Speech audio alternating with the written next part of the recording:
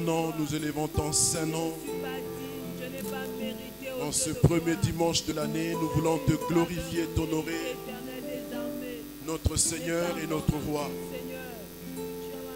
Reçois la gloire pour tout ce que tu as fait, pour tout ce que tu nous donnes, pour ton regard, pour ta main puissante sur nos vies, pour ta grâce excellente, Seigneur, que nous ne pouvons mesurer, pour tes bontés immenses que nous ne pouvons dénombrer. Seigneur, nous sommes ici, témoignage de ces bontés qui ont été manifestées encore en ce début d'année. C'est pourquoi, Seigneur, en toute humilité, nous voulons te dire merci. Nous voulons te dire merci, merci encore pour la vie, merci pour la grâce que tu nous fais de te connaître et de demeurer dans la foi et de marcher, Seigneur, dans tes voies. Merci de nous aider tout au long de l'année à être ainsi, à faire ainsi, à demeurer. Que ta grâce, Seigneur, nous soit multipliée ce matin. Nous voulons encore te dire toute notre joie de nous retrouver ensemble en ce premier culte de l'année. Sois béni, sois glorifié, toi l'auteur de notre salut. Merci pour ta fidélité et c'est au nom de Jésus-Christ que nous avons ainsi prié. Merci Seigneur. Gloire au Seigneur. Alléluia. Amen. Soyez bénis ce matin encore. Et je voudrais encore vous redire tous mes vœux les meilleurs pour cette année 2018. Que Dieu nous aide à marcher avec lui. À demeurer dans ses voies. Et pour rien au monde que nous ne puissions sortir de cette voie-là. Que Dieu garde notre foi. Amen. Et qu'il nous garde dans la sainteté. Parce que c'est le critère pour l'enlèvement de l'Église. Il vient prendre une église sans tache, sans rides, ni rien de semblable.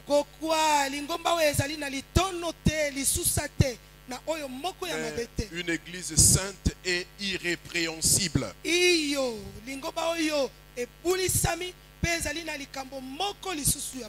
ce sera avec le Seigneur que nous sommes prêts à affronter tout ce qui va arriver en 2018. Il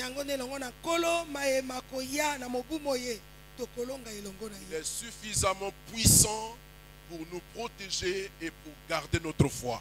Et nous parlerons comme l'apôtre Paul pour dire je sais en qui j'ai cru. Et je suis persuadé qu'il a la puissance pour garder mon dépôt jusqu'à ce jour-là. Amen. C'est notre prière. Je voudrais également profiter de cette occasion pour remercier toute l'Église pour les prières qui ont été adressées en faveur de ma famille pour ces quelques afflictions du moment qu'on a eu. Mais qui n'ont fait qu'augmenter le poids de gloire dans notre cœur.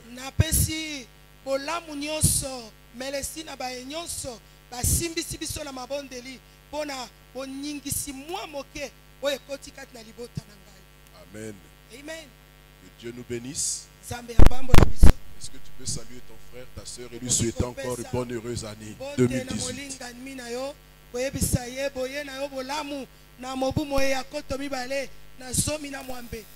Nous vivons par sa grâce. On ne peut pas expliquer ça, mais c'est comme ça. De la mort à la vie, c'est la grâce de Dieu. Tu peux te déplacer un moment, aller saluer quelqu'un, s'il te plaît. Ne reste pas assis comme ça, comme si rien n'était quand même. Tu peux te lever à ta place, va saluer un frère, va saluer une sœur. Souhaite-lui la bonne année, s'il te plaît. Dis-lui de bonnes choses, que la grâce du Seigneur l'accompagne. Que l'amour du Seigneur le soutienne. Que la joie du Seigneur affermisse son cœur. Alléluia, nous en avons besoin, tous les uns les autres. Besoin d'une parole d'encouragement. Besoin d'une parole d'encouragement. Tous nous en avons besoin. Moi le premier.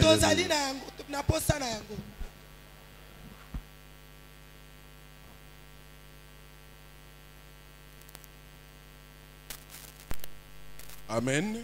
Amen. Gloire au Seigneur. Recevez les salutations de vos bien-aimés de Pointe-Noire où j'ai passé la nuit de prière avec eux. La grâce de Dieu a fait qu'ils ont pu trouver un autre terrain non loin de là où ils étaient avant parce que le contrat n'a pas été renouvelé, donc un terrain mieux placé encore, plus facile d'accès. Donc après janvier en prière, ils vont commencer les travaux pour déménager.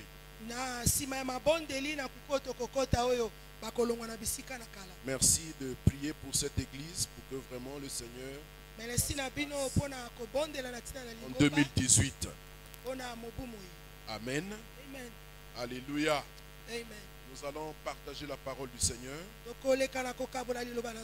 Ce sera la fin, ou plutôt la fin provisoire de ce grand chapitre que nous avons ouvert sur les compromis du chrétien. Et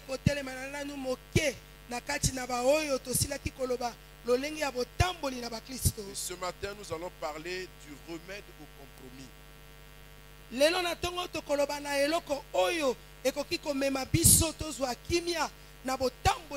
Quel remède contre le compromis?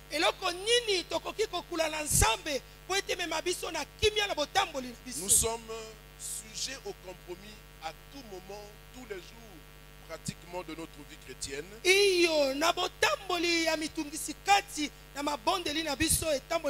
comment ferions-nous pour nous en sortir? Alléluia. Et après quoi, nous allons conclure provisoirement parce qu'on n'a jamais conclu la parole du Seigneur.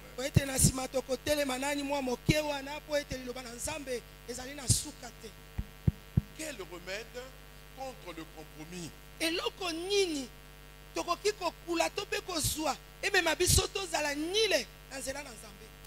Alléluia. Amen. Alléluia. Amen. Si vous êtes un chrétien sérieux, sincère, vrai dans votre cœur, les compromis seront votre partage au quotidien.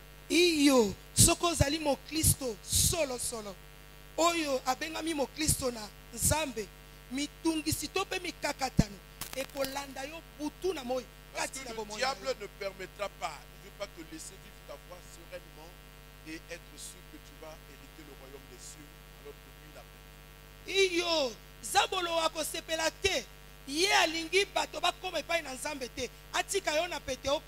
Et s'il est possible qu'il te mette les bâtons dans les roues, il le fera allègrement.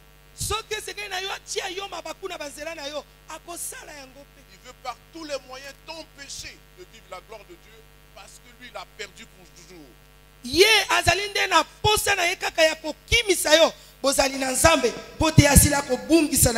Gloire à Jésus. Alléluia. Alléluia. Amen. Alors nous allons retrouver le premier texte que nous avons lu. Je vous avais dit, on va le mettre un peu au chaud et on va le retrouver. Il est dans Hébreux 11. Pour ceux qui nous suivent bien, tout au début, nous avions lu ce premier texte dans Hébreux 11, versets 24 à 27.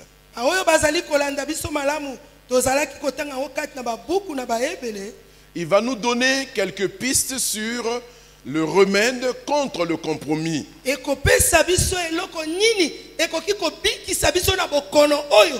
Hébreux chapitre 11, 24 à 27, je lis dans le beau et précieux nom de notre Seigneur Jésus-Christ qui revient bientôt. Hébreux 11, 24 à 27, il dit ceci. C'est par la foi que Moïse, devenu grand, refusa d'être appelé fils de la fille de Pharaon, aimant mieux être maltraité avec le peuple de Dieu que d'avoir pour un temps la jouissance du péché, regardant l'opprobre de Christ comme une richesse plus grande que tous les trésors de l'Égypte, car il avait les yeux fixés sur la rémunération. C'est par la foi qu'il quitta l'Égypte sans être effrayé de la colère du roi, car il se montra ferme comme voyant celui qui est invisible. Amen. Amen. C'est un très beau texte que nous pouvons acclamer, s'il vous plaît.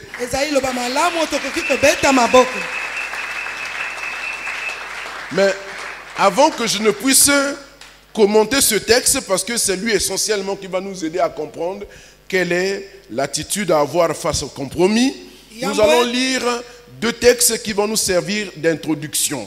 Le premier, il est dans Jacques chapitre 4, le verset 7. On le connaît bien, les bons lecteurs de la Bible connaissent bien ce passage. Il dit simplement ceci, Jacques 4, 7. Soumettez-vous donc à Dieu et résistez au diable, il fuira loin de vous. Soumettez-vous donc à Dieu, résistez au diable et il fuira loin de vous. Le deuxième texte, il est dans 1 Pierre chapitre 5, les versets 8 et 9. 1 Pierre 5, 8 à 9. Soyez sobres, veillez. Votre adversaire, le diable, rôde comme un lion rugissant, cherchant qui il dévorera. Résistez-lui avec une foi ferme, sachant que les mêmes souffrances sont imposées à vos frères dans le monde entier. Je reprends. Soyez sobres, veillez. Votre adversaire, le diable, rôde comme un lion rugissant, cherchant qui il dévorera. Résistez-lui avec une foi ferme, sachant que les mêmes souffrances sont imposées à vos frères dans le monde entier. Amen. Amen. Cette parole, ce dernier passage sonne comme une belle consolation pour nous ce matin. Elle nous invite à demeurer sobre dans cette vie. La sobriété, c'est tout ce qui nous garde de l'extravagance, du m'as-tu vu, de l'orgueil de la vie, de la vantardise, qui sont les œuvres de la chair et qui ne lâchent pas même le chrétien. Demeurer sobre va nous aider à rester dans les pensées de Dieu, à rester dans les voies du Seigneur. Mais il appelle aussi à ce que nous puissions veiller. C'est-à-dire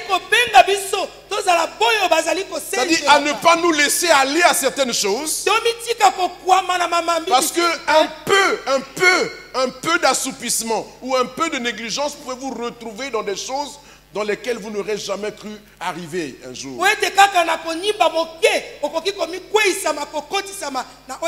Il appelle donc à la sobriété et à la veille. Vous voyez, la vie chrétienne, c'est une veille permanente. Nous veillons sur notre marche. Nous veillons sur notre vie de prière. Nous veillons sur notre vie de sanctification. Parce que rien n'est acquis définitivement. Si même des personnes qui auraient pu être pour nous des modèles hier ont pu sombrer aujourd'hui, ça veut dire que nous devons veiller. Donc, rien n'est définitif, nous ne devons que veiller chaque jour. Parce que notre chair, par définition, elle nous prédispose à certaines extravagances. Parce que si le monde nous subjugue, Parce que aussi le diable est en train de nous tenter. Quand vous mettez ces trois choses-là ensemble, notre chair, le monde et le diable, ce sont des ennemis redoutables. Et qu'est-ce que nous avons contre ces ennemis-là? C'est ce que Pierre dit ici à l'église. Il faut être sobre dans sa conduite, dans sa façon de parler, dans sa façon d'être, dans sa façon de vivre. Ne pas aspirer à ce qui est trop élevé. Restez humble. Alléluia. Être sobre et veiller. Être vigilant. Ne pas se relâcher. Restez en éveil. Restez tendu sur Dieu. Et il dit pourquoi tout ça? Parce que notre adversaire, parce que nous avons un adversaire, il s'appelle le diable. Et cet adversaire-là, il exploitera nos faiblesses personnelles. Il suscitera les choses dans le monde. Tout ça pour nous attraper dans son filet. Il dit votre adversaire le diable. Il prend l'image du lion qui rôde. Il rôde comme un lion. Il n'est pas le lion, mais il est comme un lion. Il rôde comme un lion. Un lion qui rugit. Qui a faim, qui veut dévorer. Et il cherche qui il va dévorer. Il cherche qui il va attraper. Ça veut dire qu'il y a des gens qui sont attrapables. Ceux qui ne veillent pas, ceux qui ne sont pas ceux qui sont attrapables. Il peut mettre la main sur eux. Et quand il met la main sur eux, il va les dévorer.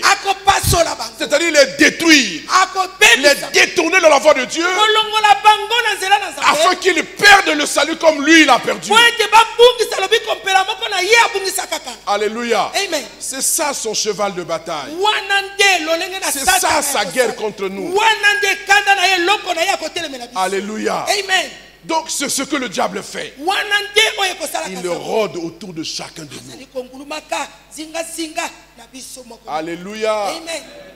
Alléluia. Amen. Il faut que tu considères que tout ce qui t'arrive parce que tu es devenu enfant de Dieu n'est plus fortuit.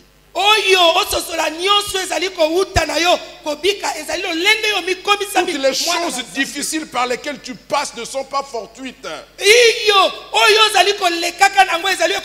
Le diable s'en saisira pour vouloir te faire tomber. Il faut veiller. Et voici donc au verset 9 de ce 1 Pierre 5, il nous donne la solution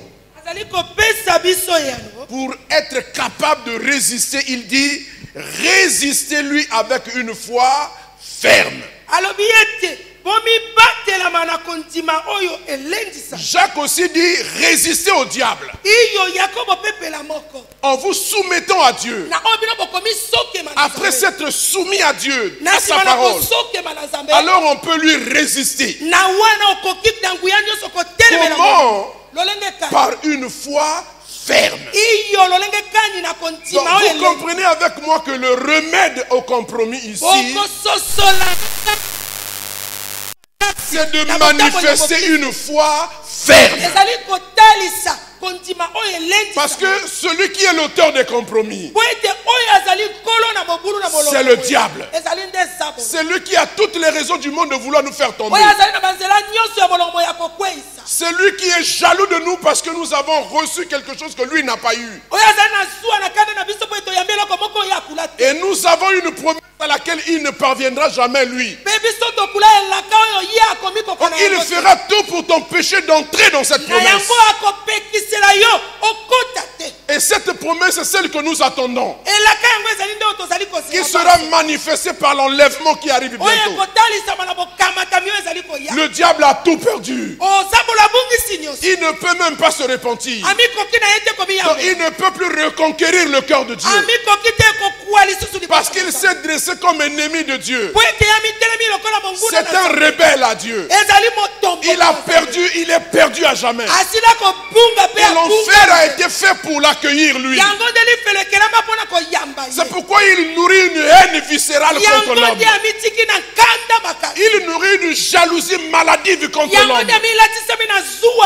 À plus forte raison contre celui qui a cru en Jésus-Christ. C'est pourquoi la solution c'est de résister. Est-ce que quelqu'un peut dire avec moi ce matin, résister? En 2018, nous devons résister. La vie chrétienne, c'est la résistance. Si tu ne résistes pas, tu vas tomber. Écoutez-moi, bien-aimé. Quand on dit résister, c'est qu'il y a une force qui vous est opposée qui veut vous faire tomber. Il n'y a pas d'autre solution, il faut résister. Mais ce n'est pas avec les muscles physiques. Mais il faut déployer les muscles de l'esprit. Il faut déployer les biceps spirituels. La foi, c'est la musculation spirituelle. Il faut s'exercer à développer les muscles de l'esprit. Par l'exercice d'une foi ferme. Et je disais tout à l'heure qu'il y a une consolation dans ce texte. C'est que ce que nous vivons à cause de notre foi, nous ne sommes pas les seuls à le vivre. Tous nos frères et bien sûr nos sœurs dans le monde entier, ceux qui professent la même foi que nous, ceux qui ont la même espérance que nous, ils sont soumis à la même tentation. Ils sont soumis aux mêmes épreuves. Donc tu n'es pas seul. Alléluia. Amen. Et même avant nous qui vivons maintenant, il y en a ceux qui nous ont précédés et qui ont fait preuve, qui ont fait étalage de leurs actes de foi. C'est pourquoi Jacques peut dire que si ta foi ne produit pas des œuvres, elle est morte. Alléluia. Alléluia. Amen. Mais les œuvres ici, quand Jacques parle, ce n'est pas seulement les bénédictions, toutes ces choses. Mais c'est d'abord la capacité que j'ai de prouver à Dieu, au diable et au monde que j'ai cru en Jésus-Christ. Voilà comment je peux vivre. Voilà ce que je suis capable d'abandonner à cause de lui. Parce que j'ai cru, voilà ce que je ne fais plus. Parce que j'ai reçu Jésus, voilà comment je vis maintenant. Parce que j'ai reçu Jésus, voilà ce que je faisais avant, maintenant je ne fais plus. Ce sont ça, ce sont les œuvres qui accompagnent la foi. Alléluia. Amen. Et si ta foi n'a pas de témoignage que Dieu peut relever lui-même comme il a relevé pour Job. Alléluia. Je suis toujours un peu complexé quand je lis ça. Il dit à Satan, as-tu remarqué mon serviteur Job? Il n'y a personne comme lui sur la terre. C'est un homme craignant Dieu et se détournant du mal. Ah. C'est un homme droit et intègre. Cet homme-là avait cru en Dieu, il n'avait pas la grâce que nous avons, mais il avait une telle attitude, des œuvres manifestes. Alléluia. Donc nous sommes sur l'arène, c'est notre moment. C'est à nous maintenant. Il y en a qui nous ont précédés.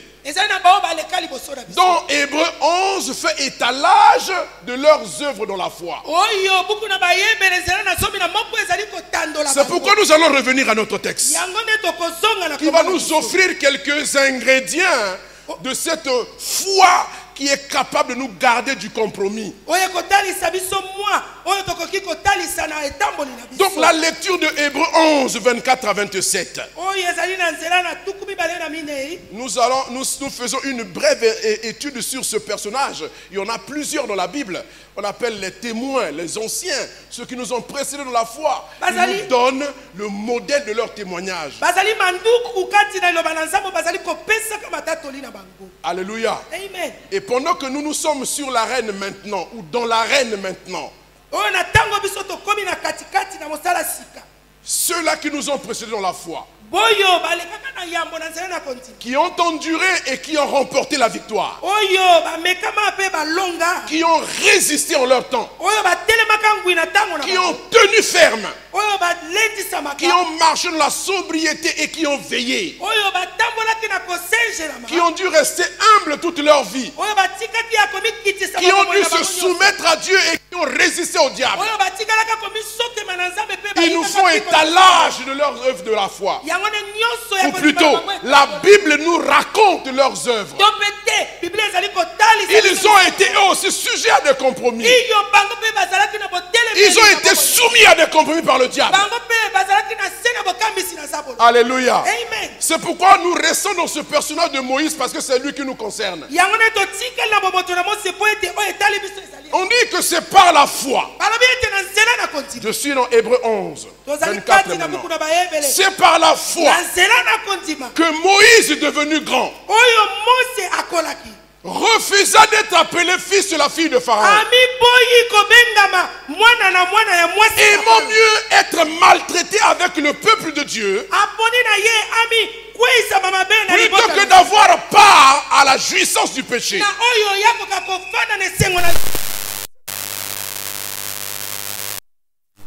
Ce n'est jamais définitif. Parce que le diable, il vous donne une illusion de bonheur, après il vous massacre. Regardons l'opprobre de Christ comme une richesse plus grande que les trésors de l'Égypte. Car il avait les yeux fixés sur la rémunération. C'est par la foi qu'il quitta l'Égypte sans être effrayé de la colère du roi. Car il se montra ferme comme voyant celui qui est invisible. Alléluia. Donc ce texte nous fournit quelques matériaux. Nous pourrions faire une autre étude sur un autre personnage cité dans la Bible ici dans Hébreux 11. Il nous donnera aussi d'autres astuces sur la foi. Mais ce qui demeure, c'est que la foi, c'est le remède contre le compromis.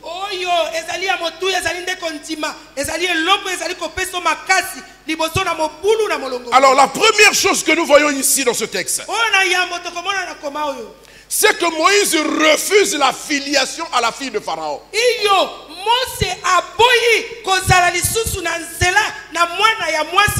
Donc ce texte nous donne comment la foi de Moïse, qui était ferme, a pu se décliner en des comportements.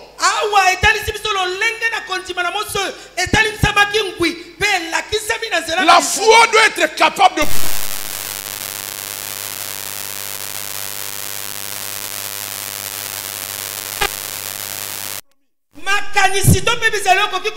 Moïse avait la foi. La Bible dit que c'est par la foi que Moïse est devenu grand. Cette phrase pose aussi le principe de la maturation dans la foi. Il faut que la foi grandisse. Nous devons croître. Parmi les domaines de la croissance chrétienne, il y a la croissance dans la foi. Moïse a grandi. Sa foi a grandi.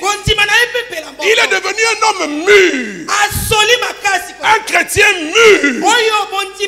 Sa foi est mûre. Quand la foi est mûre, elle produit des comportements nouveaux, des attitudes rigoureuses, des façons d'être caractérielles qui montrent que celui-ci est un enfant de Dieu. Il ne cède plus au compromis. Il ne laisse pas, il n'abandonne pas. Il ne se décourage pas. Il ne se relâche pas. Il ne néglige pas ses devoirs. Il est ferme. Alléluia. Premièrement, Moïse a grandi. Il refuse la filiation à la fille de Pharaon. Nous avons vu au début que Pharaon, c'était l'image du diable, roi du monde. Il est évident que la filiation de Pharaon doit pouvoir vivre d'après les principes de Pharaon, de la maison de Pharaon.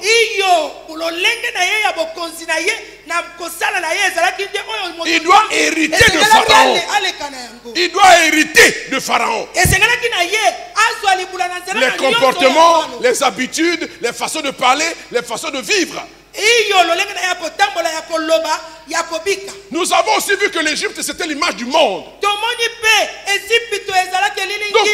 la filiation à la fille de Pharaon, ce n'est autre chose que la filiation à Pharaon lui-même. Il vivait dans la maison de Pharaon, élevé par la fille de Pharaon, pressenti même pour être Pharaon un jour. Mais quand il a grandi, quand il a compris, quand il a pris conscience de ce qu'il était, de sa nature, de ses origines, de sa destinée, il a refusé la filiation à la fille de Pharaon. Écoutez-moi bien ce matin. 2018 va nous proposer des choses compliquées. Mais nous devons donner la preuve que nous avons nous aussi renoncé à la filiation à Pharaon. Ce qui est de Pharaon n'est plus notre héritage. Ce qui est du monde n'est plus notre héritage. Alléluia. Amen. Alléluia. Amen. Ce n'est plus ça notre héritage. Écoutez-moi, et ce n'est pas facile. Quand vous êtes dans la condition de Pharaon et que vous fussiez abandonner tout ça pour aller suivre une illusion, quelque chose que vous ne voyez pas encore. C'est exactement la vie chrétienne. Dieu nous a sortis du monde et nous promet un royaume nouveau. Alléluia. Amen. Bien que nous ayons dans le Saint-Esprit les prémices de ce royaume, mais très peu d'enfants de Dieu réalisent encore.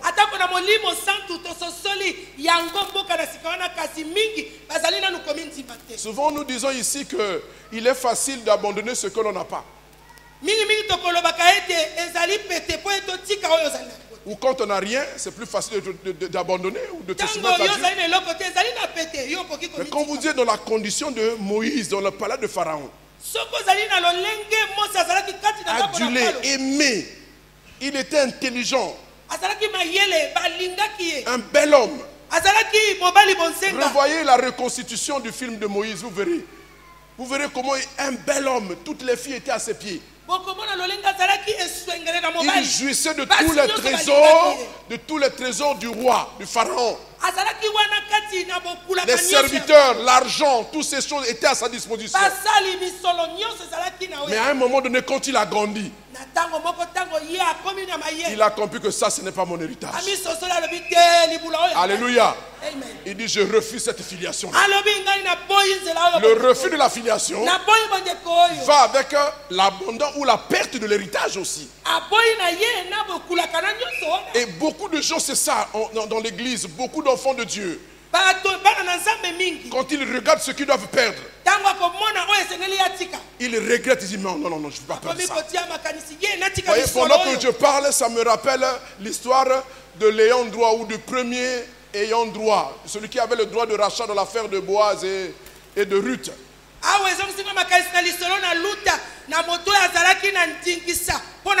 Boaz l'appelle, le convoque devant les anciens, lui dit, tu as le droit de rachat parce que notre frère Elimelech a laissé des terres, Naomi veut les vendre. C'est toi qui es le premier, qui est sur la liste, tu es le premier, et moi je viens après toi. Est-ce que tu achètes? Est-ce que tu prends? Il dit non. Il dit oui, je vais acheter. Il dit je vais acheter les terres. Et Boaz lui dit, sache qu'en achetant les terres, tu dois aussi prendre la Moabite. Voyez, dans la tête de cet acquéreur-là, pour lui, Moab, c'est la malédiction, c'est une chose mauvaise. Après, il dit non. Il dit, si je dois prendre aussi la Moabite, ce n'est pas la peine, je ne prends pas. Écoutez ce qu'il dit, je ne voudrais pas gâcher mon héritage. Alléluia. Amen. Mais quel héritage il avait? Alléluia. Amen. Voyez, parfois nous avons les yeux fermés sur ce que Dieu nous propose. Exactement comme cet homme-là. Il n'avait pas compris que Ruth était devenue une enfant de Dieu. Qu'elle avait abandonné les dieux de Moabite. Et qu'elle avait adopté le Dieu d'Israël. Qu'elle avait juré. Il dit, je ne veux pas perdre mon héritage. Mais quel héritage? Mais Boaz avait les yeux pour voir. Boaz était illuminé par l'esprit. Il a vu qu'en elle, cette femme-là était une femme de valeur. Et à cause de cette femme-là, même lui-même, il a trouvé une place même dans la généalogie de Jésus-Christ.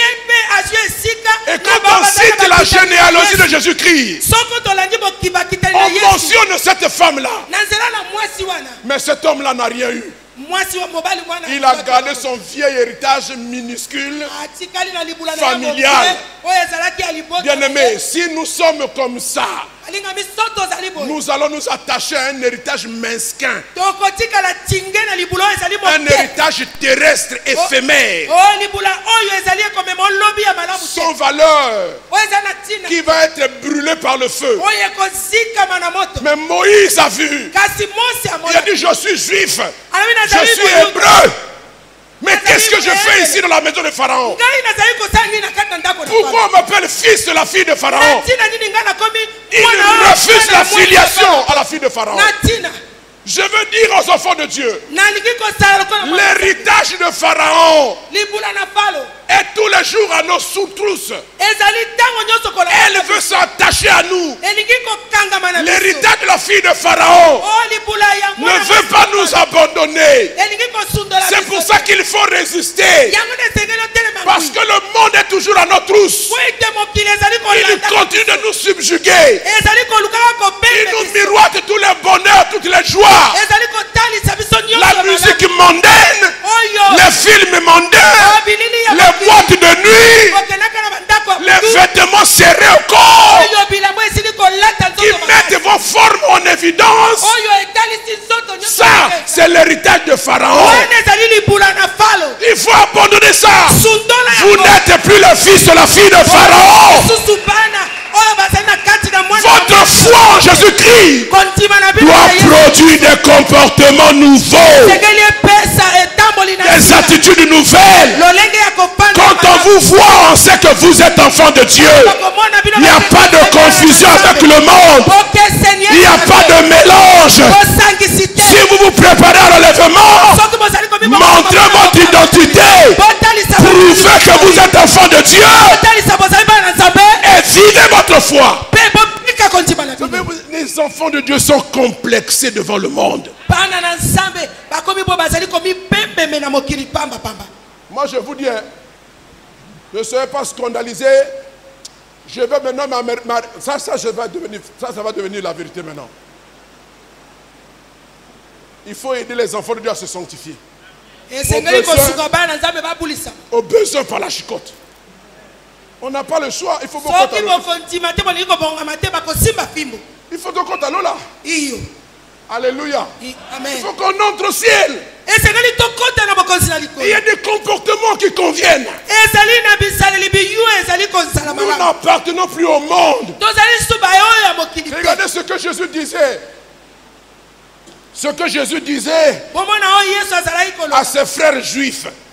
C'est dans Jean 8, verset 44, je crois. Il parle à des juifs, des descendants d'Abraham. Regardez ce qu'il leur dit. Jean 8, 44, je crois. Il dit, vous avez pour père le diable. Et vous voulez accomplir les désirs de votre père. Il a été meurtrier dès le commencement et il ne se tient point dans la vérité. Car il n'y a point de vérité en lui. Lorsqu'il profère le mensonge, il parle de son propre fond. Car il est menteur et père du mensonge. Il leur dit, vous avez pour père le diable. Alléluia. Amen. Alléluia. Amen. Les gens à qui il parle ici, ce sont les juifs. L'épouse de Dieu. Le peuple choisi par Dieu. Il se réclame d'Abraham. C'est d'ailleurs même ce qu'ils vont dire plus loin. Nous avons pour père Abraham. Alléluia. Amen. Alléluia. Amen. Vous voyez, c'est pas ça qui compte aux yeux de Dieu. Je dis que je suis chrétien ou que je prie à la serve, ça veut rien dire. Tout ce qui a de la valeur, tout ce qui est expressif, c'est la conduite chrétienne si vous avez la foi. Voyez, Jésus n'hésite pas de qualifier ses frères dans le sang. Vous avez pour père le diable. Écoutez, moi je veux choquer quelqu'un ce matin. Je veux choquer quelqu'un ce matin. Si tu prétends avoir cru en Jésus et que ta conduite est aux antipodes de la conduite des enfants de Dieu, tu es fils du diable. Tu te passes pour être enfant de Dieu, mais tu ne l'es pas. Tu es fils du diable. Parce que tes œuvres manifestent ton Père. Si ton Père c'est Dieu, tu écouteras la parole de Dieu, tu la mettras en pratique. Si tu écoutes et tu ne mets pas en pratique, c'est que Dieu n'est pas ton Père, parce qu'un fils écoute son Père.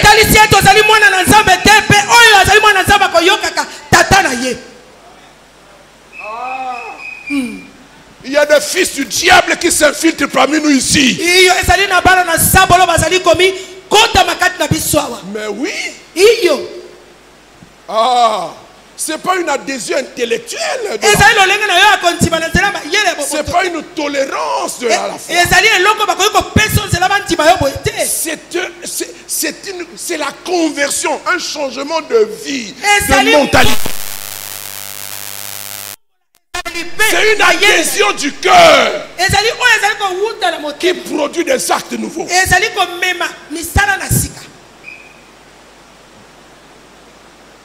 Alléluia. Amen.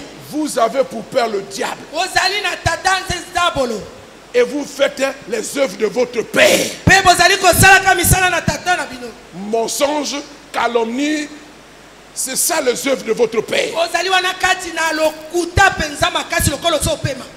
Alléluia. Amen. Alléluia. Amen. Alléluia. Amen. Deuxièmement,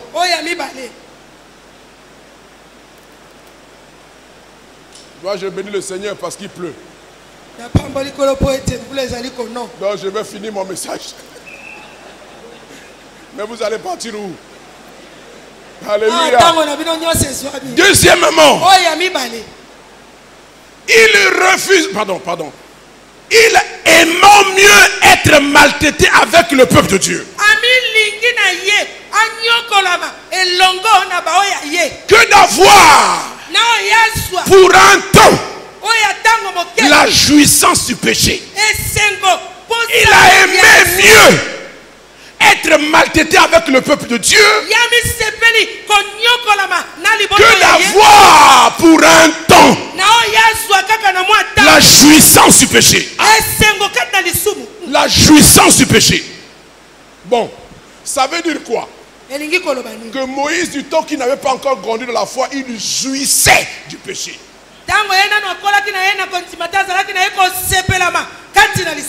Jouir du péché. C'est-à-dire, il trouvait son plaisir à vivre dans le péché.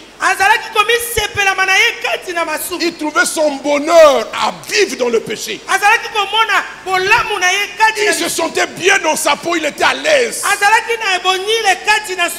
C'est ce que nous étions avant de connaître Jésus pour la plupart. Nous jouissons du péché. On marchait dans le péché. On vivait dans le péché. On parlait dans le péché. On dormait dans le péché. On respirait le péché. Alléluia. Amen. Mais quand il a grandi, il a compris. Il y a des choix et il y a des préférences. Donc Moïse a préféré.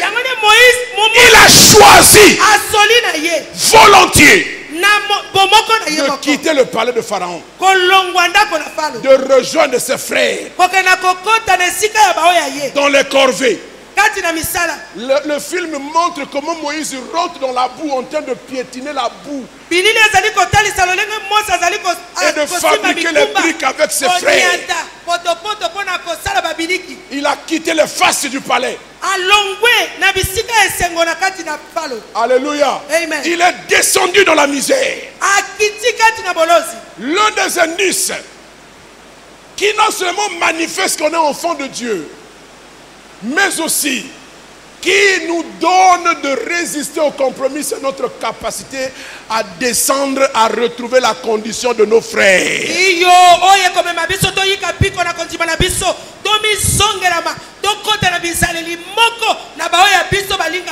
À être solidaire du peuple de Dieu. À épouser leurs conditions. Alléluia. À ne pas avoir honte d'eux.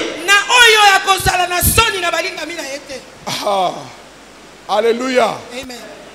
Voyez, en 2018, nous allons commencer à descendre dans les rues, on va aller sur les marchés, commencer à prêcher. Gare à celui qui va dire que non, moi je ne peux pas aller là-bas parce que quand même,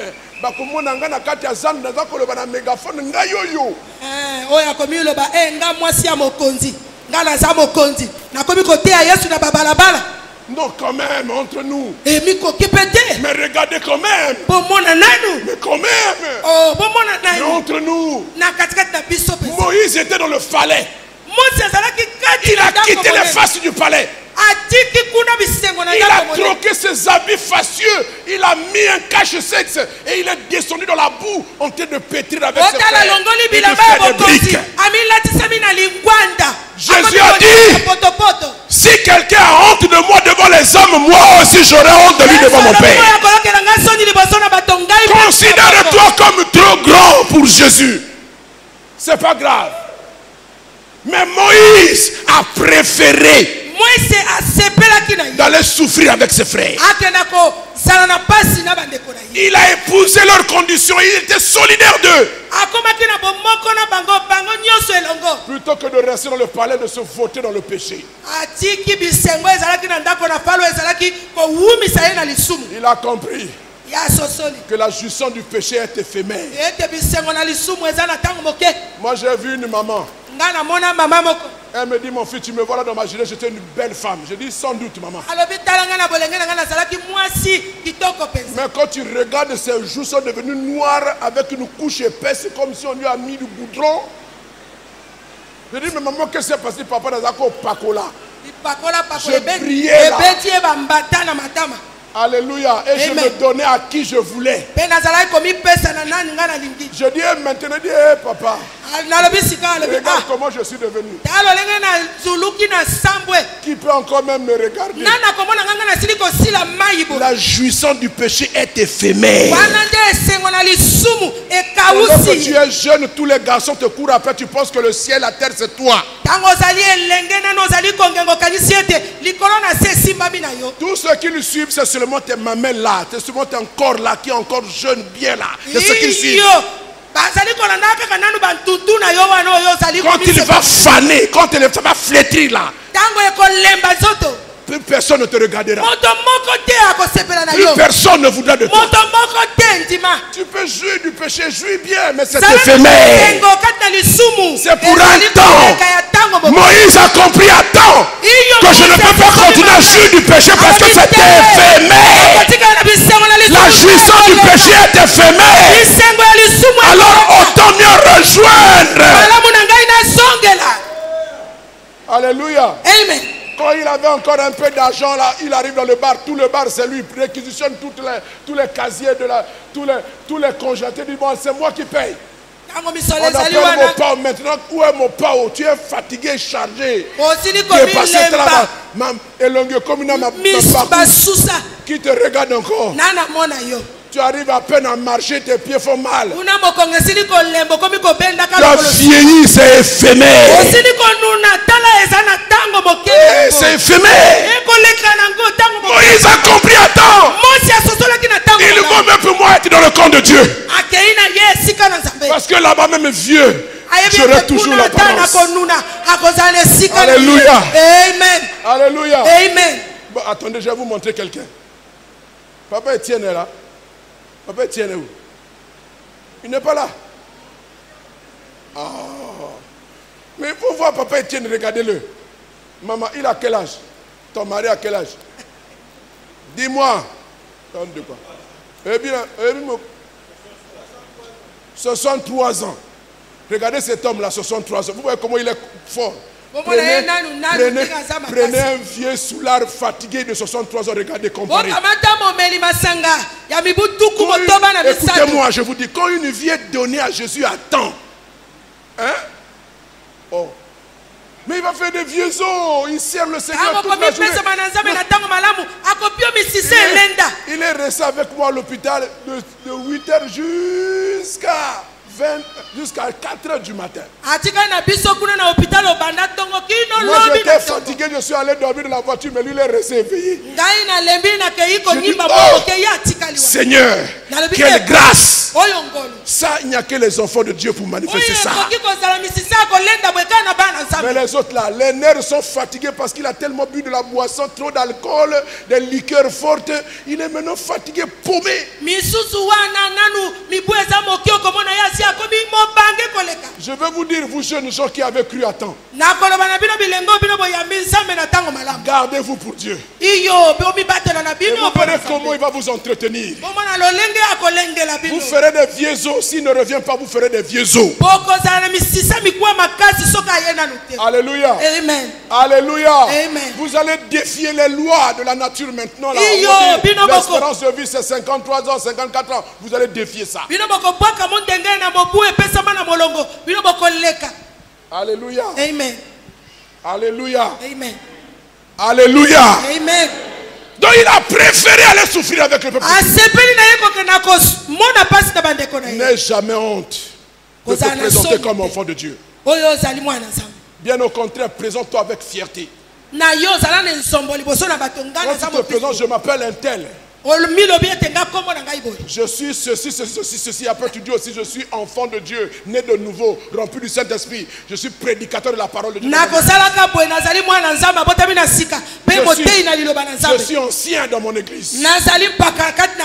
Je suis diacre dans mon église. Je suis diaconesse dans l'église. On le dire avec fierté.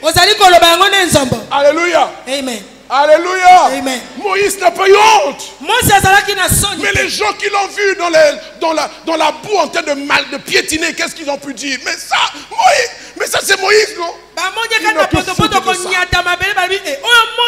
Alléluia. Amen. Attention à des réputations que le monde nous aurait données. Est-ce la réputation que Dieu te donne? C'est celle que Dieu te donne qui vaut la peine. Alléluia. Amen.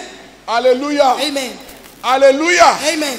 Deuxième comportement donc pour résister à le compromis, c'est de préférer la condition d'enfant de Dieu, la place d'enfant de Dieu. Troisième comportement. Troisième comportement que nous tirons toujours dans ce texte, c'est au verset 26. Il dit, regardons l'opprobre de Christ comme une richesse plus grande que tous les trésors de l'Égypte. Car il avait les yeux fixés sur la rémunération. Oui. Et c'est le plus redoutable. C'est la chose la plus redoutable. Que d'être capable de renoncer à ce que l'on a. De renoncer à ce que l'on est. Parce qu'on a vu une meilleure condition que celle-là. Voyez, Moïse a vécu avant Christ, mais le texte ici dit, déjà en son temps-là, Dieu l'a illuminé pour qu'il voie Christ dans sa souffrance, pouvant être planté sur la croix.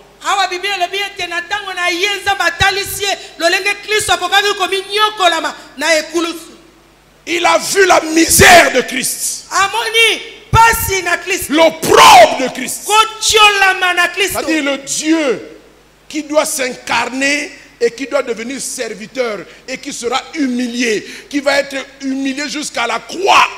Omona nzambe oyo akotika esika na yako koma suni lokola moto aleka na lichioli na bato lichioli ekosuka wana te kino na ekulusu. Il a regardé ça comme une richesse.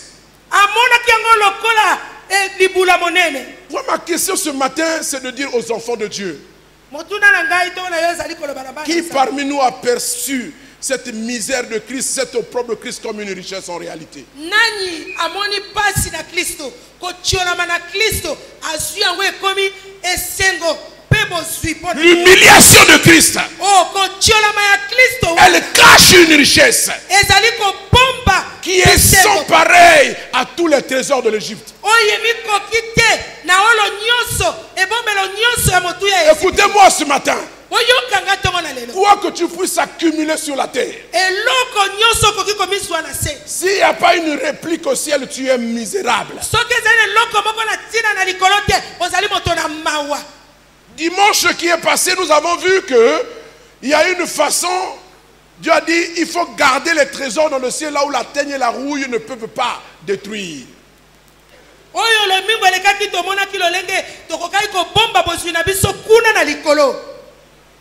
Que Dieu nous ouvre les yeux en 2018.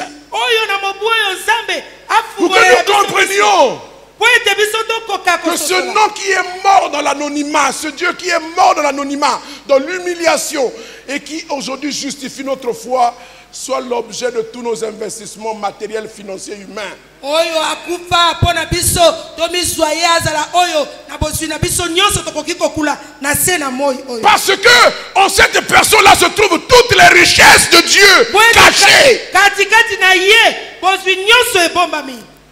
Moïse a vu ça. Moïse amonaki yango. Il dit, qu'est-ce que j'ai à faire à m'embarrasser des richesses éphémères qui vont être détruites bientôt?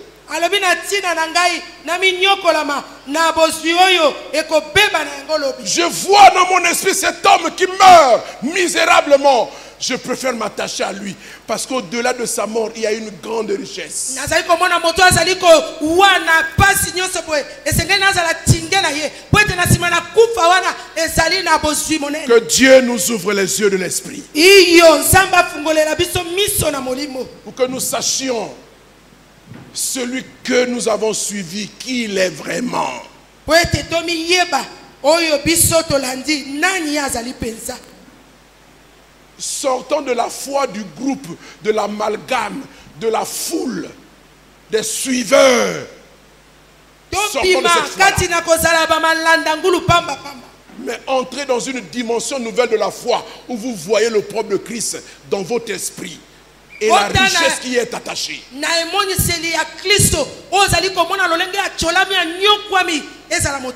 Alléluia. Amen.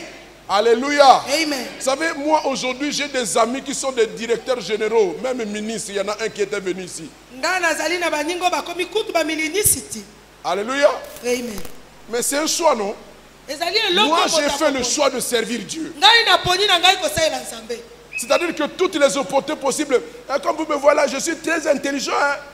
Et je parle bien, j'étais à l'UGC, on m'a pris à l'UGC, je n'ai pas demandé à être à l'UGC. Comme j'étais brillant dans mon lycée et que pendant les réunions, je mettais les activistes et les gens de l'UGC là en difficulté par les questions que je posais, de dire le gars là, il faut l'avoir de l'autre côté. Ils ont décidé par eux-mêmes, ils m'ont bombardé activiste de l'UGC. Ce que je dis là, ceux de ma génération, ils savent ce de quoi je parle. Pour être activiste de l'UGC, il fallait gravir les échelons, postulant. Moi, je n'ai pas fait ça. On m'a pris, on m'a dit désormais tu es activiste de l'UGC. Alléluia. Amen. Mais quand Jésus m'a choisi, quand il m'a visité et qu'il a ouvert mon esprit, j'ai compris que derrière sa mort et sa résurrection, derrière cette croix humiliante, derrière cette flagellation, humiliante, derrière toute cette croix, ce chemin de croix humiliant, il y avait une grande richesse. On ne peut pas faire ça à quelqu'un qui est rien.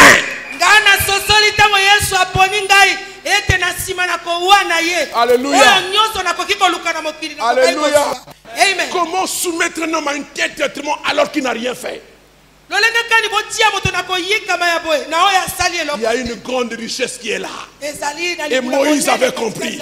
Il a vu par l'esprit que la richesse qui est en Christ, que la souffrance, l'humiliation de Christ se cachait une grande richesse qui n'a pas son pareil en Égypte. Oui, je peux avoir l'or de l'Égypte. Oui, je peux monter les meilleurs chevaux de l'Égypte. Je peux me taper toutes les plus belles filles de l'Égypte. Mais c'est éphémère, c'est rien. Quand mes yeux s'ouvrent sur la richesse de Christ, alors je peux dire adieu l'Égypte. Je peux dire bye bye l'Égypte. Je peux dire je m'en fous des femmes. Je m'en fous de l'argent. Je m'en fous des voitures. Je m'en fous, je m'en fous, je m'en fous. Pourvu que j'ai Jésus. Si je l'ai, il est ma fille. Alors même la mort m'est un gain. Je n'ai plus peur de rien. Alléluia. Je ne cours devant rien. Rien de ce qu'il y a dans ce monde ne m'impressionne plus. Alléluia. Amen. Tu es béni, gloire à Dieu, que Dieu te bénisse. Si tu vois ça, hein? Ah, mon frère, tu es béni, que Dieu te bénisse encore, gloire à Dieu. Il ne faut pas être jaloux. Hein? Il ne faut pas être aigri dans ton cœur. Tu commences à dongola ton frère. Non. Alléluia. Il y a une richesse et Moïse a vu. Et il a tout quitté l'Égypte. Il a abandonné tout ça. Il est allé avec lui. Parce qu'il avait vu la rémunération. Il y a une rémunération. Alléluia. Amen. Que Dieu ouvre tes yeux. Pour que tu vois la rémunération. Comment on décrit le royaume des cieux. Les routes sont pavées en or. Est-ce que tu as déjà vu une route comme ça, même aux États-Unis, même en Chine? Pavées en or. Ça, c'est seulement les quelques bribes. Hein? Les quelques bribes de révélation qui sont tombées comme ça par hasard. Alléluia. Amen. Cette richesse-là n'a rien de pareil à ce que nous pouvons voir sur la terre. Amen. Amen. Alléluia. Amen. Alléluia. Amen. Que Dieu ouvre tes yeux. 2018, change d'attitude. On n'arrive pas à s'accrocher convenablement à Jésus parce que nous sommes partagés. Tu regardes Jésus, tu regardes le monde. Tu regardes Jésus, tu regardes le monde. Attention. À feu de force, tu vas avoir le vertige. Et ce vertige-là, ceci en particulier, il va te faire tomber du côté du monde. Mais oui. Alléluia. Amen. Ouvre tes yeux. Les yeux de l'esprit. Et vois la misère de Christ. Et quelle richesse elle cachait. C'est Moïse qui nous fournit le témoignage. Il voyait la rémunération. Il voyait déjà. Amen. C'est pourquoi qu'il a choisi d'être avec Jésus. Alléluia. Amen. Alléluia. Donc il nous faut avoir la révélation de Jésus-Christ, de sa personne et de son œuvre et de toutes les promesses qu'il nous a faites, dont nous attendons l'accomplissement de la plus grande. Nous sommes au bon endroit. Alléluia. Amen. Je suis à quelle attitude? 4e comportement? 5e? Hein?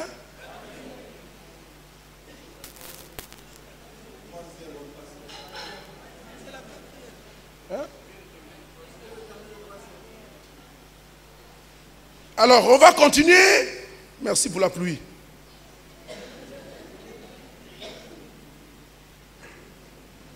Alors la quatrième attitude, c'est ça, non? La quatrième attitude, c'est au verset 27, je crois. Verset 27, c'est par la foi qu'il quitta l'Égypte sans être effrayé de la colère du roi, car il se montra ferme comme voyant celui qui est invisible. Alléluia. C'est par la foi qu'il quitte l'Égypte. Alléluia. Amen. Donc le quatrième comportement de Moïse, c'est qu'il a quitté l'Égypte. Pourquoi il quitte l'Égypte? Pourquoi il quitte l'Égypte? Parce qu'il a vécu tout ce qu'on a vu avant. Mais bien plus encore, il voyait celui qui est invisible. Où l'a-t-il vu? Au buisson ardent.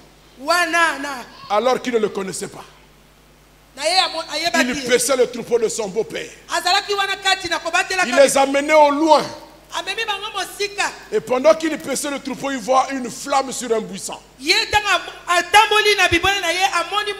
quelque chose de curieux. Le feu brûlait, mais le buisson ne se consumait pas. Ça, c'est extraordinaire. C'est déjà quelque chose de spécial. C'est un feu spécial. La Bible dit qu'il va s'approcher pour considérer ce feu. Et il commence à vouloir se détourner pour voir en arrière. Lorsqu'il entend sortir du buisson une voix qui lui disait: je suis le Dieu de tes pères. Alléluia. Ôte tes souliers de tes pieds, car cet endroit est saint. Voilà comment il a commencé à avoir une relation particulière avec ce Dieu. Il a vu l'invisible.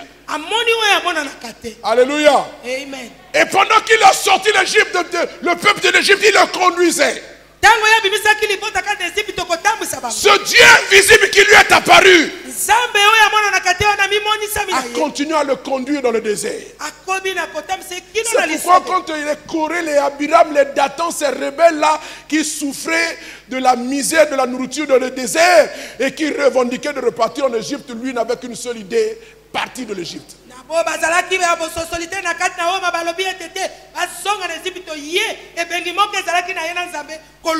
Il voyait celui qui est invisible. Il avait la révélation de ce Dieu. Il avait connu. Combien même un accident l'a empêché d'entrer dans la terre promise, mais il est resté fidèle à ce Dieu-là.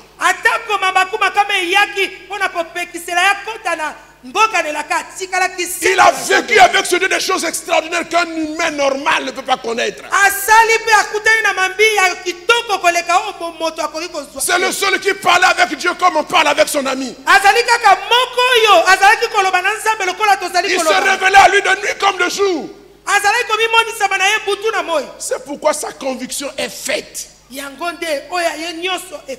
ne doute pas. Il ne tremble pas. Il ne calcule pas. Il ne cherche pas. Il n'hésite pas. Il ne tâtonne pas. Il sait exactement là où il va. Parce qu'il connaît celui qui l'emmène. Il a vu. Oh bien-aimé, le problème de beaucoup d'entre nous, c'est que nous avons une foi superficielle, une foi de suiveurs.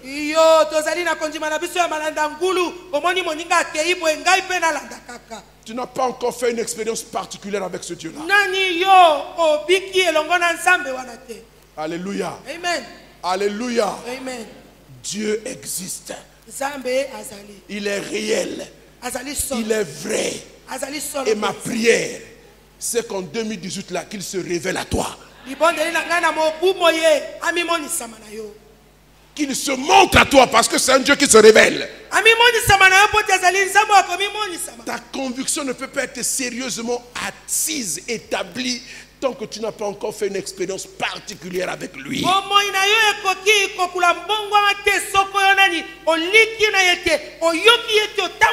foi de Moïse est établie et cette foi le pousse à quitter l'Égypte. Quitter l'Égypte avec tout son faste, avec tout l'héritage, tout l'argent, tout l'or. Il dit, je suis parti. Pourquoi je pars? Parce que Dieu m'a dit de partir. Vous entendez? Vous ne pouvez pas être avec Dieu. Voyez, Dieu comme ça. Un pied devant, tu veux. Est-ce que c'est bon? Si c'est pas bon, je reviens en arrière. Si c'est bon, j'avance. Non, Dieu n'a pas besoin de ça. Ceux qui font ça, ce sont les suiveurs. Il a écouté le témoignage. Vous savez la réputation que nous avons ici? Oh, l'église qui marie beaucoup. Et il y a des gens qui sont venus seulement parce que ta maman lui a dit, toi aussi va là-bas, peut-être que tu vas trouver un homme. Donc Dieu ne t'intéresse pas. C'est normal. Si tu n'as pas le mal, tu vas faire quoi? Tu vas faire quoi? Ah non, j'ai pas eu, je repars pour moi. C'est un problème de conviction personnelle, de relation personnelle. Et le mariage n'est qu'une bénédiction consécutive à ce que Dieu, j'ai cru. Ce n'est pas le principal. Avec ou sans mariage, moi je crois en Dieu. Il avait les yeux, il voyait l'invisible. Si tu vois celui qui est invisible, voir, c'est pas seulement voir avec les yeux. On peut voir avec son cœur. On peut voir avec sa conviction. Il faut que je sois convaincu de ce que je crois. Alléluia. Amen. Alléluia. Amen. Voyez, il faut que je sois convaincu.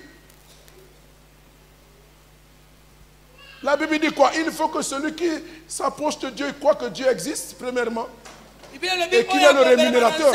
Moïse a cru parce qu'il a vu Dieu. Il a cru en Dieu. Il savait qu'il était hébreu, oui. Il savait qu'ils avaient un Dieu, oui. Mais il n'était pas encore révélé à lui.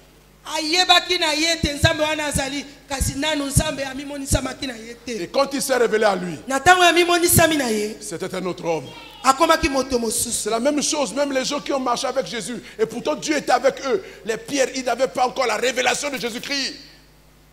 Mais c'est à la Pentecôte, quand Pierre était baptisé du Saint-Esprit, il a compris. Et ce n'était plus le même homme qui a renié Jésus. Il était prêt à aller à la mort.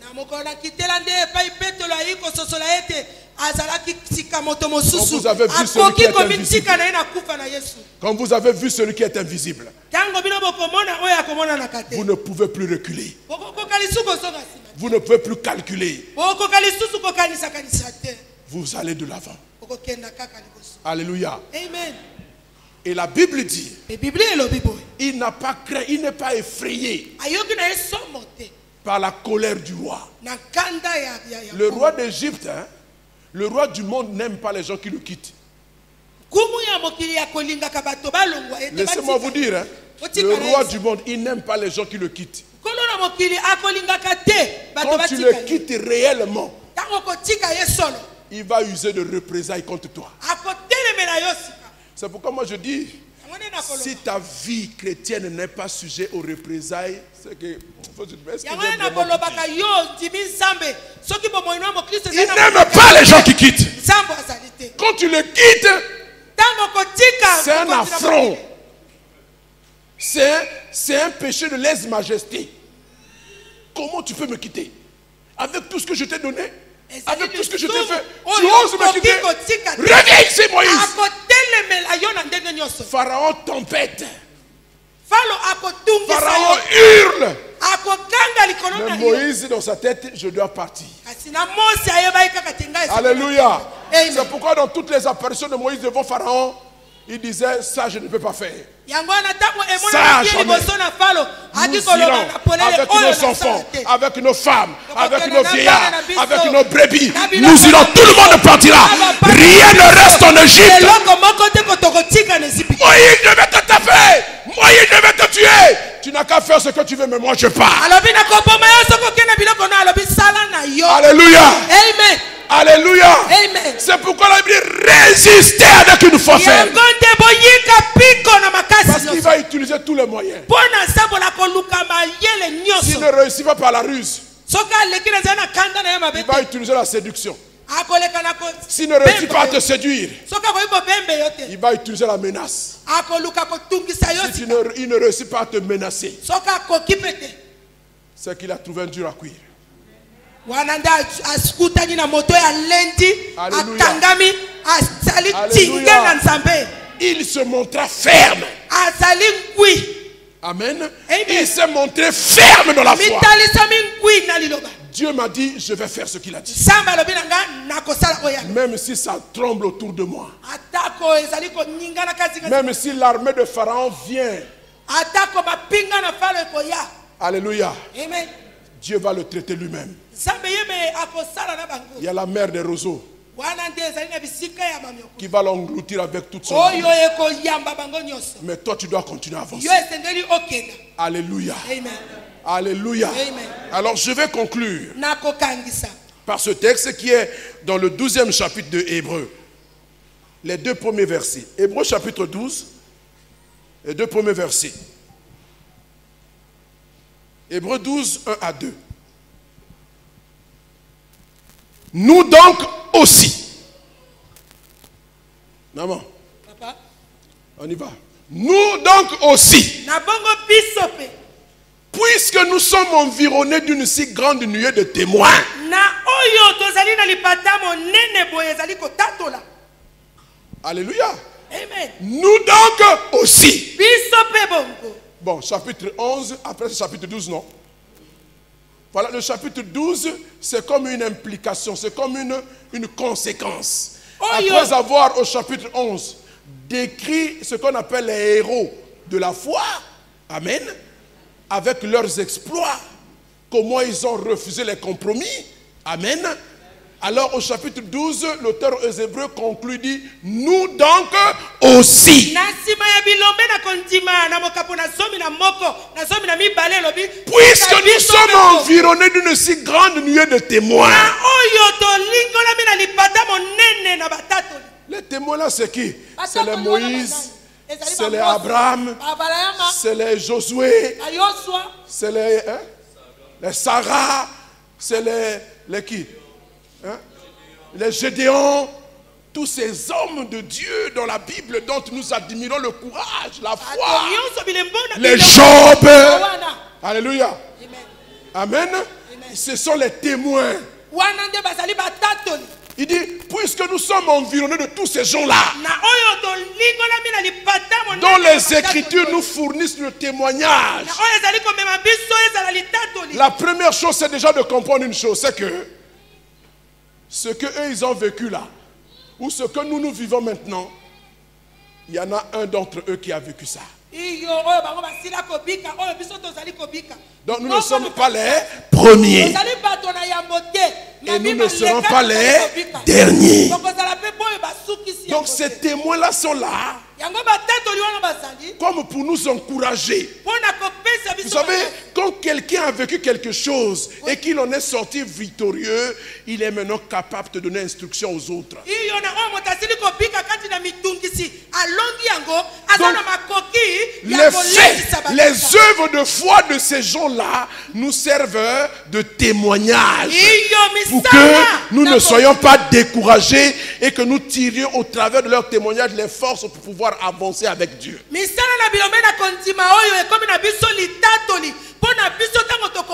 Alors voici, il dit, puisque nous sommes environnés d'une si grande nuée de témoins,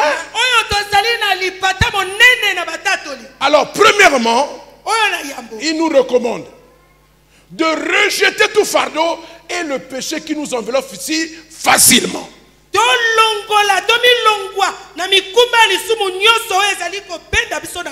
Alléluia. Amen. À cause des compromis, nous sommes tombés dans le péché. Où nous nous chargeons des fardeaux à cause des compromis. Nous nous encombrons de certaines choses à cause du compromis. Parce que nous avons le modèle de Moïse qui a résisté au compromis. Rejette le fardeau. Alléluia. Amen. Si à cause d'une raison ou d'une autre, tu es tombé dans le péché, confesse. Ne reste pas là en donnant l'impression que tu es un bon chrétien alors que tu as un problème avec Dieu.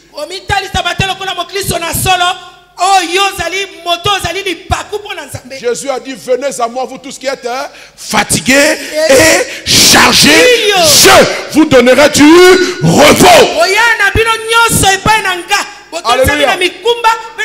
Et il ajoute, déchargez-vous sur lui de tous vos soucis, car lui seul prend soin de vous. Donc, première chose, il faut rejeter les fardeaux.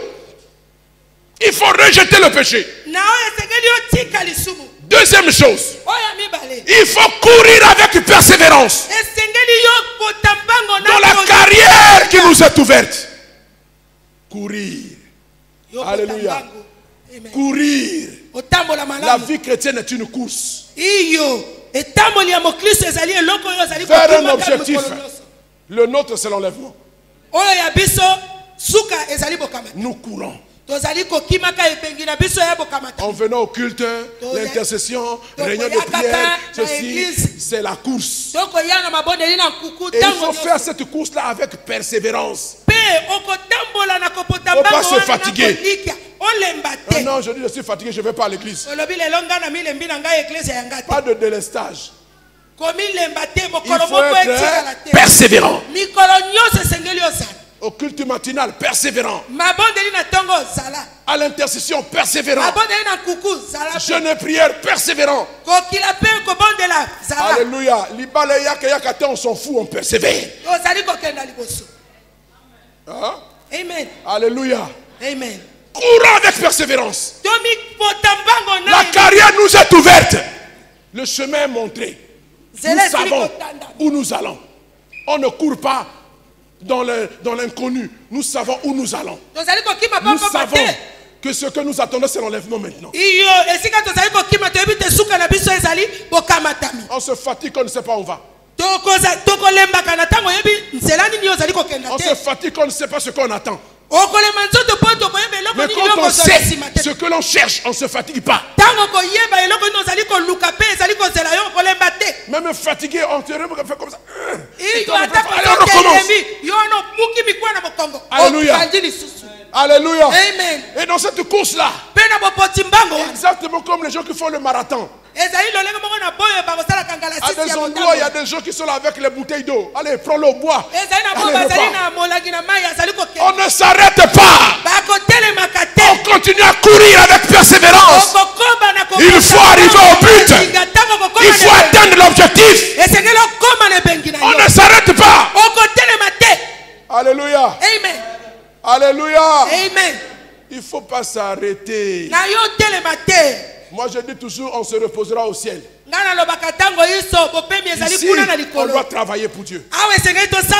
Même malade, on travaille pour Dieu.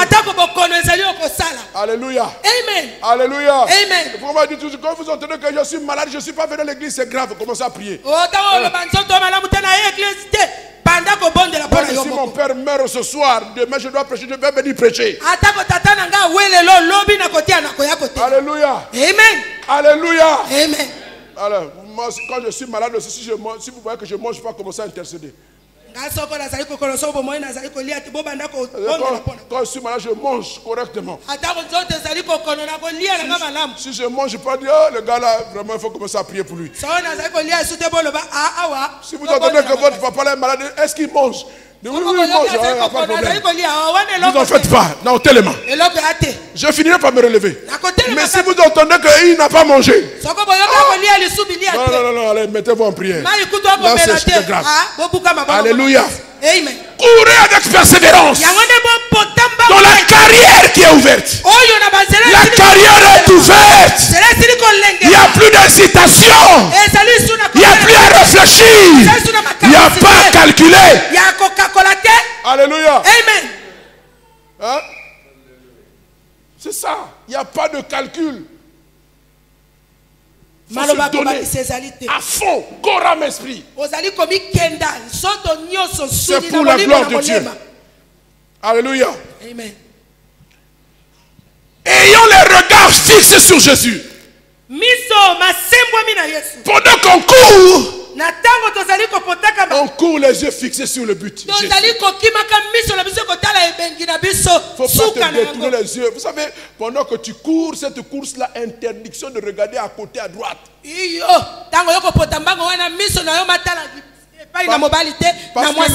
Parce que le solaire semé d'embûches.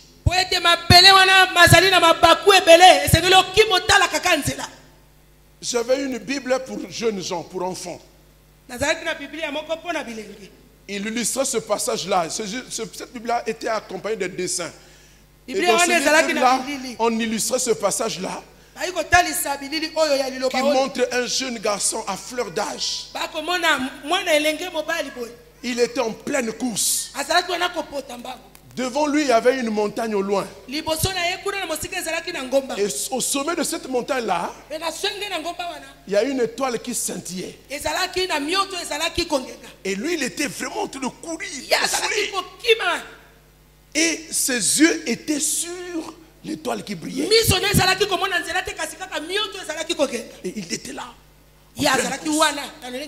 Alléluia. Amen. Parce qu'il ne faut pas te détourner de l'objectif. Le diable, pendant que tu cours, il va te faire miroiter l'argent. Tu ne veux pas les femmes. Tu ne veux pas les hommes. Le mariage. Et toi tu dis, ah, mariage. Au lieu de courir, tu t'es arrêté. Vierge folle. Alléluia. On fixe les yeux sur Jésus. Et on court avec persévérance. Pourquoi sur Jésus? Parce que c'est le chef de la foi. C'est lui qui donne la foi pour courir. Et c'est lui à la fin de la course qui va évaluer la foi en question. Tu as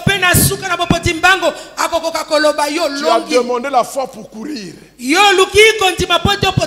Mais tu n'es pas arrivé. Pourquoi? Pourquoi tu as mal couru? Il va évaluer. Alléluia. Amen. Il va évaluer la foi. Il est le commencement, celui qui donne la foi, et c'est celui qui la consomme à la fin. Lui-même, regardez ce qu'on dit. Parce que la course à laquelle il nous invite,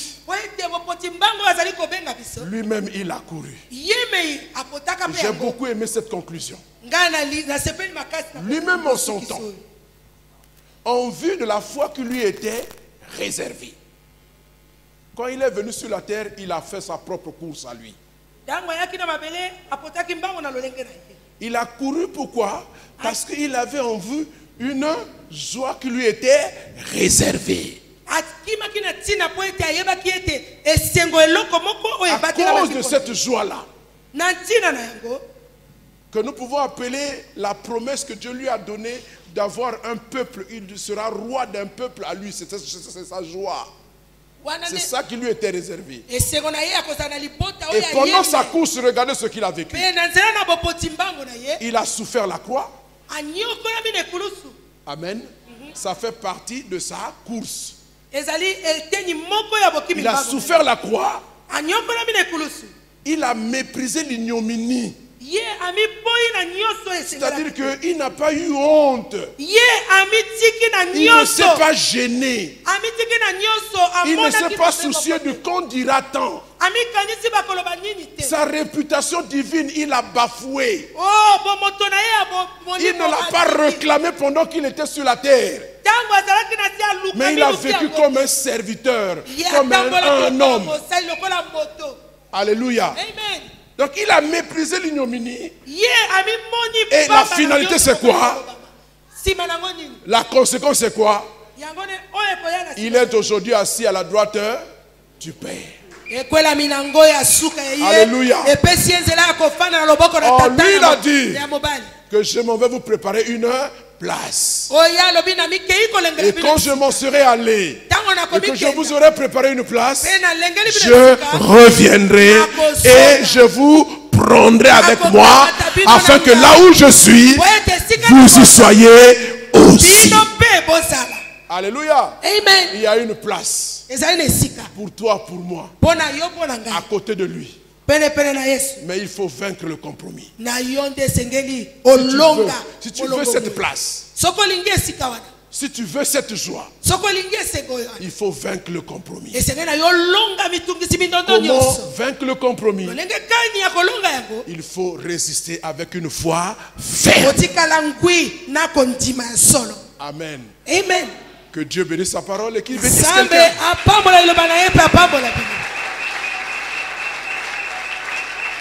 Seigneur, c'est notre prière pour 2018 et nous te prions de nous aider, de nous accompagner. Nous avons tellement besoin de toi. Ta parole n'est pas difficile. Et même que tu as donné l'esprit pour que nous soyons capables de la pratiquer. Mais détourne nos regards des choses de ce monde. Donne-nous la révélation de ta personne. Aide-nous à comprendre, à voir au-delà de ton opprobre une richesse inouïe, plus que ce que nous cherchons dans ce monde. Seigneur, aide-nous à être solidaires de ton peuple. Aide-nous à renoncer à la filiation à la fille de Pharaon. Tu as dit dans ta parole, n'aimez pas le monde, ni les choses qui sont dans le monde. Car l'amour du monde est inimitié contre Dieu. Seigneur, nous prions que tu nous détaches du monde, que tu nous détaches des œuvres de la chair, que tu nous aides à résister à l'affrontement que le diable nous oppose et que nous en sortions vainqueurs comme toi-même étais sorti vainqueur. Aide-nous à courir dans cette carrière qui nous est ouverte, les yeux fixés sur Jésus. D'ailleurs, nous avons tant de modèles, tant de témoins qui nous regardent pendant que nous sommes dans l'arène. Il y a des gens qui nous regardent. Qu'est-ce que je vis que eux ils n'ont pas vécu? Qu'est-ce que je traverse que eux ils n'ont pas traversé? Seigneur, aide-moi non seulement à m'inspirer de ces modèles, de ces témoins, mais surtout à regarder, à avoir les yeux fixés sur Jésus, parce que c'est lui qui me donne la foi et c'est lui qui évaluera cette foi. Que ta grâce soit sur ton peuple et que cette année 2018, ton peuple puisse marcher d'un pas ferme, d'une foi ferme et qu'il soit capable de résister au diable pour qu'il fuit loin de lui, qu'il soit capable de lui résister avec une foi ferme, sachant que dans cette résistance-là, il n'est pas seul. Beaucoup de ses frères et sœurs dans le monde entier sont soumis aux mêmes épreuves. Que ta grâce soit sur ton peuple et qu'il soit encouragé en 2018. Et celui qui était découragé, celui qui était fatigué, qu'il se relève et qu'il se relance dans la bataille. Que ta grâce soit sur ton peuple. C'est ma prière, c'est notre prière pour cette année nouvelle. Au nom de Jésus-Christ, nous avons ainsi prié et ensemble nous disons Amen. Amen.